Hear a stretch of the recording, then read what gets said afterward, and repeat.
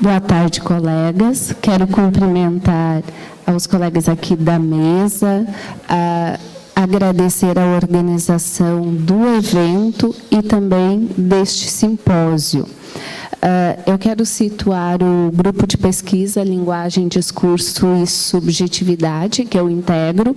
É um grupo de pesquisa ligado ao Programa de Pós-Graduação em Estudos Linguísticos da Universidade Federal da Fronteira Sul, no campus Chapecó, e é também ligado ao Fronteiras Laboratório de Estudos de Discurso. Esse grupo de pesquisa, deixa eu só colocar o slide. Tá, tranquilo. Então, eu continuo para não perdermos tempo. Então, o grupo de pesquisa Linguagem, Discurso e Subjetividade tem como objetivo principal investigar teórica e analiticamente questões relacionadas à análise de discurso, tais como o contexto epistemológico de constituição desse campo de conhecimento, o dispositivo analítico, as políticas de memória, as articulações entre discurso e história na constituição dos enunciados, formas de subjetivação e constituição de identidades. Esse grupo organiza-se em 3 linhas de pesquisa: língua e discurso, linguagem e identidade, discurso e formas de subjetividade. Os projetos que ora temos reunidos nesse grupo se propõem a tematizar, a partir de diferentes corpora, a produção de memórias, os processos de subjetivação e a constituição de identidades, considerando elementos históricos, culturais, políticos e ideológicos. Pode passar, por favor. Bem, esse grupo ele envolve pesquisadores de 3 dos 6 campi da UFFS. Integra hoje 8 pesquisadores da universidade e 26 alunos de graduação e de pós-graduação. Eu cito aqui no slide os nomes dos pesquisadores e os títulos dos projetos guarda-chuva desses pesquisadores. As atividades do nosso grupo de pesquisa, elas são organizadas por meio de projetos guarda-chuva, desenvolvidos por um ou mais pesquisadores do grupo de modo integrado. Achei importante, antes de entrar na minha pesquisa específica, situar essa pesquisa dentro do grupo, porque é um trabalho coletivo, né? Situar as pesquisas do grupo no espaço no qual nós estamos inseridos também é um gesto de resistência, ao buscar conhecer e dar voz aos sujeitos que constroem cotidianamente a UFFS. Universidade criada em 2009, cujas atividades iniciaram em 2010 dentro do espectro do REUNE. A UFFS abrange mais de 400 municípios da mesorregião da Grande Fronteira do Mercosul, que envolve sudoeste do Paraná, oeste de Santa Catarina e noroeste do Rio Grande do Sul, e reserva em torno de 90% das vagas na graduação para estudantes que cursaram o ensino médio exclusivamente em escola pública. Destes alunos, em torno de 80% são a primeira geração da família a chegar ao ensino superior. Em torno de 80% a renda familiar é de até 3 salários mínimos. Então, para situar também de onde eu venho e de que lugar que eu falo. As pesquisas desenvolvidas no grupo, voltadas também ao locus da nossa atuação, possibilitam pensar a relação entre o fazer teórico e o fazer prático nesse locus. Pode passar. Dos projetos desenvolvidos no grupo, eu irei me ater ao projeto Guarda-Chuva que eu coordeno. O projeto Ser Estar entre Línguas, Culturas, Língua, Identidade e Formação de Professores é um projeto de longa duração e tem como foco analisar representações de língua que emergem em narrativas de alunos e professores em diferentes níveis de ensino na região de abrangência da UFFS, para, então, discutir consequências ao ensino-aprendizagem e à formação de professores. Consiste em discutir traços de identificação que permitem compreender como o sujeito se constitui na e pela linguagem, dado o constante ser estar entre línguas na relação com o outro, ou seja, com os diversos grupos identitários que habitam o espaço escolar. Esse projeto Guarda-Chuva é desdobramento e continuidade de um projeto maior e anterior, que venho desenvolvendo desde 2010, cujo título é Política Linguística e Identidade Cultural, representações de língua na região de abrangência da UFFS. Naquele projeto, trabalhávamos com professores e alunos da educação básica, com foco na presença e efeitos de identificação das línguas alóctones na região, principalmente a relação com os descendentes de imigrantes alemães e italianos, né, cuja colonização é muito forte ali no oeste catarinense. Só que nas entrevistas que nós fizemos nas escolas de Chapecó, algo se impôs. Nós fomos para 5 escolas, entrevistamos quase 300 alunos, esperando encontrar mais fortemente narrativas que relatassem essa relação com a língua alemã e italiana. E a realidade foi se impondo pela presença dos alunos indígenas nas escolas, das crianças haitianas, que estavam vindo, porque hoje tem em torno de 4.000 haitianos morando em Chapecó e já trouxeram os seus filhos, e isso nos levou a um deslocamento nas nossas pesquisas para olhar para esse público, né? Principalmente, então, como outras línguas e grupos sociais foram identificados na pesquisa, tais como indígenas, refugiados, imigrantes de diferentes nacionalidades, especialmente haitianos, impôs-se a necessidade de ampliar o escopo da pesquisa no projeto que ora se apresenta. Essa necessidade também se impôs, dado a 2 programas que a UFFS tem. Quais são? O ProHaiti, que é o Processo Seletivo Especial para Acesso à Educação Superior para Estudantes haitianos. Então, nós temos vagas suplementares em todos os cursos de graduação para haitianos. E o PIN, que é o Programa de Acesso e Permanência dos Povos Indígenas. Também são vagas suplementares num processo seletivo específico para indígenas. Hoje, são na UFFS em torno de 319 alunos com matrícula ativa, alunos indígenas, e destes a maioria mulheres. E se a gente pensar isso na cultura indígena, é um deslocamento bastante importante. Os 2 programas oferecem vagas suplementares de graduação e foram implementados a partir de demandas e lutas produzidas por esses grupos. Então, tem um movimento aí de ousadia. São grupos que estão presentes no cotidiano de nosso fazer, e construir um movimento de visibilização desses sujeitos pode ajudar a repensar as nossas próprias práticas conjuntas com eles, né? A partir do cenário posto, a população desse meu projeto Guarda-Chuva, estabelecemos como recorte trabalhar com grupos considerados minoritários e que marcadamente apresentam uma relação entre línguas e culturas. E destaco aqui a questão do hífen, entre línguas e culturas, pensando o hífen como esse traço de união de Derrida, que, ao mesmo tempo, aproxima e afasta, porque há a especificidade do conceito de língua, há a especificidade do conceito de cultura, mas não dá para pensar separadamente. Então, na coleta do corpus, nós trabalharemos com 2 naturezas de arquivos. Os discursos sobre a língua e sobre o sujeito, coletados aí por meio de levantamento documental, como políticas linguísticas instituídas, documentos que regem a educação no país, tais como DCNs, PCNs, proposta curricular de Santa Catarina, diretrizes nacionais para a educação indígena, projetos pedagógicos, textos veiculados por mídias na região, como jornais.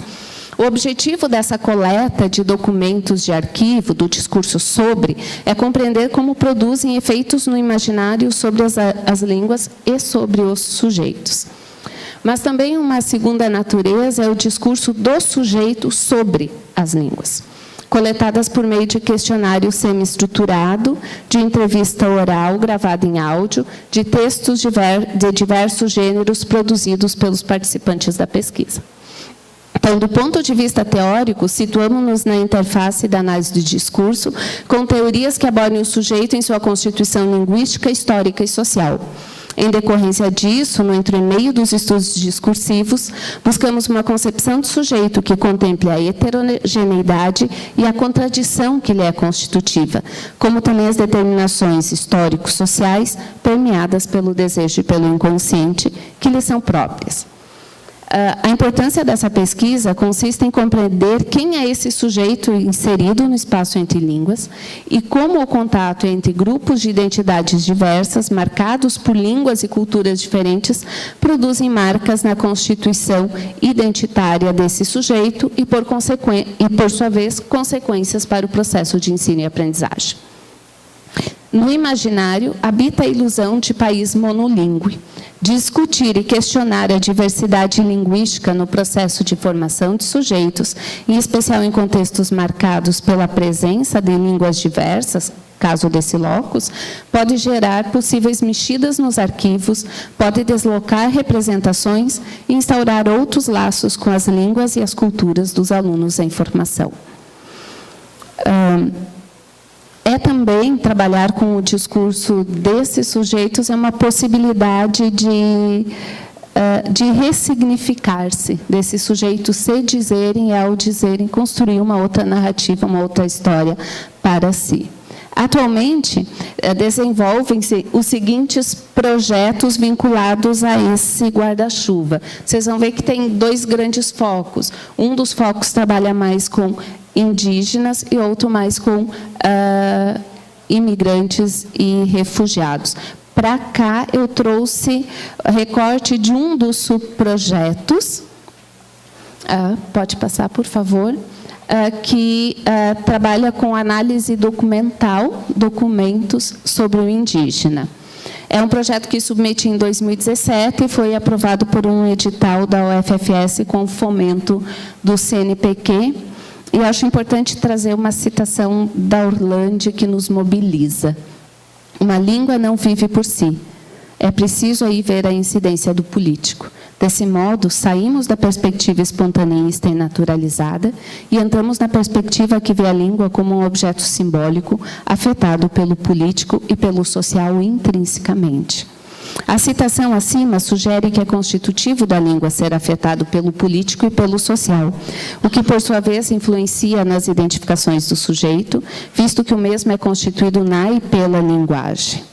Nós nos propusemos a analisar documentos estaduais e nacionais que produzem políticas linguísticas que afetam a constituição linguística identitária do sujeito indígena inserido em um espaço entre línguas.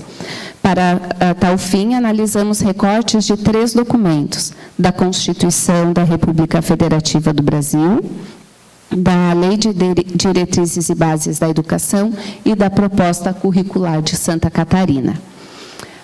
Os 2 últimos foram selecionados por se tratarem de documentos que regularizam a educação nacional e estadual, uma vez que entendemos que a escola, portadora e legitimadora da língua nacional, provoca um processo de imbricamento entre a língua e a cultura materna do indígena, ou se assim podemos chamar. No caso do nosso locus, a maior parte dos indígenas são caigangues, e a língua cultura adicional, língua portuguesa, e que contribui para um rompimento da língua materna para, então, habitar o lugar considerado do outro. Fazemos a hipótese de que as políticas linguísticas que concernem as línguas indígenas produzem uma ruptura com a língua cultura do indígena, fazendo necessário o silenciamento e o luto da própria língua cultura para se inserir no espaço do outro, que privilegia uma língua una, a língua portuguesa, instituída como a língua nacional do país. Ao se inserir no espaço considerado historicamente do outro, ele assume também essa língua cultura do outro, identifica-se, até então diferente e estranha, necessitando assim entrar no discurso do outro para constituir o seu discurso e a sua identidade. Trago aqui exemplos, de recortes discursivos de cada um desses documentos. A gente pode ler na Constituição da República Federativa do Brasil, postado aqui, seção da cultura. Notamos que foi necessária uma iniciativa do Estado para desenvolver leis que regularizem os direitos à preservação da língua e da cultura do sujeito indígena. No entanto, entendemos que esse movimento pode ter como efeito silenciar a voz do indígena, principalmente na marca linguística "o Estado garantirá", em que é o outro falando do e pelo indígena. Em outras palavras, é o outro, o Estado, que protege o índio, apontando, portanto, a uma posição discursiva de dominador, silenciando o indígena como sendo dominado. Assim, ao declarar que as manifestações indígenas, bem como as afro-brasileiras, estão formando o processo civilizatório nacional, destacamos a marca linguística civilizatório. Se opõe, em nossa interpretação, a algo primitivo, não urbanizado. Guimarães, 2003, destaca que as línguas indígenas, além de serem pouco valorizadas, são consideradas, cito, como línguas de cultura por oposição às línguas civilizadas. Por outro lado, enquanto línguas de cultura são línguas de identidades locais, e não de identificação com a nação ou com o povo brasileiro. Em contrapartida, a língua portuguesa aparece no processo histórico das línguas como uma língua civilizada.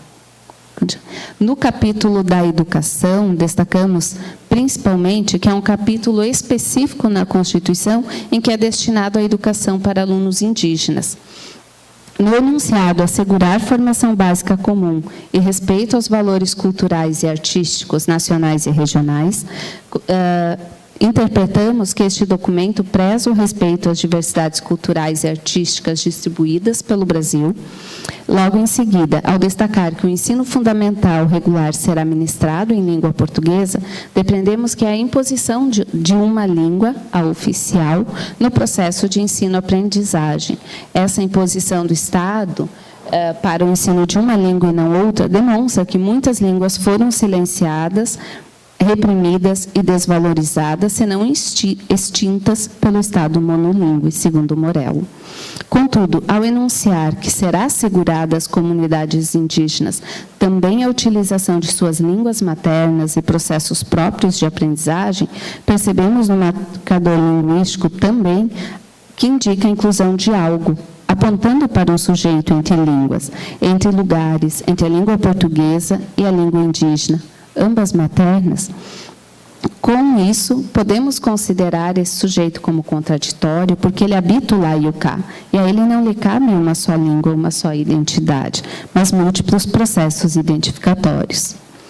Na LDB, percebemos que a LDB dedica alguns artigos para esse público, visando a circulação da língua do sujeito indígena.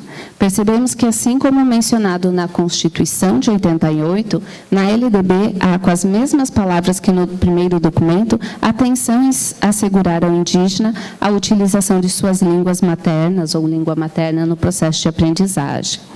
Frisamos a importância que esses recortes exercem em relação ao indígena, o qual assume a posição de sujeito aluno no sistema educacional, visto que todas essas medidas demonstram a possibilidade desse sujeito ter voz na sociedade, existir como indígena.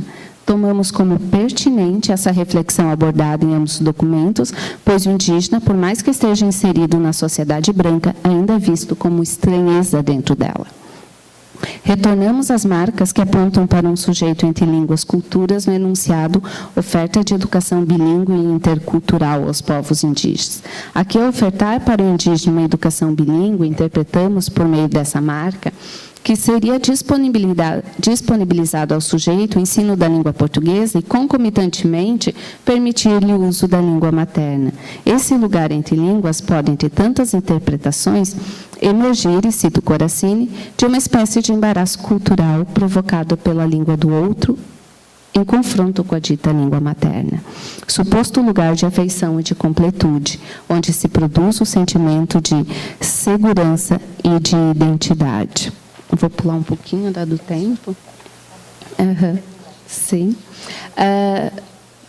Na proposta curricular de Santa Catarina, também há essa regularidade do documento falar sobre o indígena e pelo indígena, então uma possível inconclusão. Ainda é a voz do branco que impera sobre a voz do indígena. É o branco que fala do e pelo indígena. Ainda ao declarar que, por meio dessa iniciativa de criar, mediante leis, um laço intercultural, busca-se compor o processo civilizatório nacional, entendemos que ainda existe uma rotulação do indígena como sendo o não civilizado, o primitivo, e o não indígena como o civilizado. É preciso colocar em prática esse processo de dar voz e vez ao indígena na sociedade. Com isso, deixar de ter uma visão tradicional do índio como alguém vulnerável, que é decorrente de fatores históricos, para assumir o indígena como parte existente e atuante na sociedade. Dessa maneira, é importante discutir essa questão no ensino-aprendizagem, a fim de oportunizar ao aluno indígena o aprendizado respeitando suas particularidades e diferenças. O imaginário construído e sustentado pelos e nos documentos ressoa em dizeres do sujeito indígena, como podemos ver nessa sequência de um outro projeto articulado ao projeto maior, que analisa redações de candidatos indígenas na prova de seleção do processo seletivo de ingresso dos povos indígenas na UFFS. E vou me permitir ler essa sequência. Quando todo indígena vai para o ensino superior, ele se faz a pergunta: e agora? Como vou me acostumar sem minha família e o meu povo? Toda a faculdade deveria ter um centro cultural para os indígenas, para que não possam perder seus costumes. Para todo indígena é importante estudar em uma faculdade, conhecer novas coisas para que possa um dia voltar para sua aldeia e ensinar o que aprendeu. Hoje em dia, todo indígena que vai para uma faculdade tem desafios, como, por exemplo, se adaptar ao lugar e acostumar a falar em português e deixar de falar o seu idioma por um tempo. Para o indígena, se acostumar é difícil, mas quando encontrar outros índios na mesma faculdade é uma alegria, pois vão se sentir à vontade para falar a sua língua. Para concluir, num gesto de ousadia e resistência necessária, frente ao cenário atual de ataques à universidade pública, trago outra sequência discursiva dessas redações, escrita por um indígena. Vai ter indígena na universidade, sim.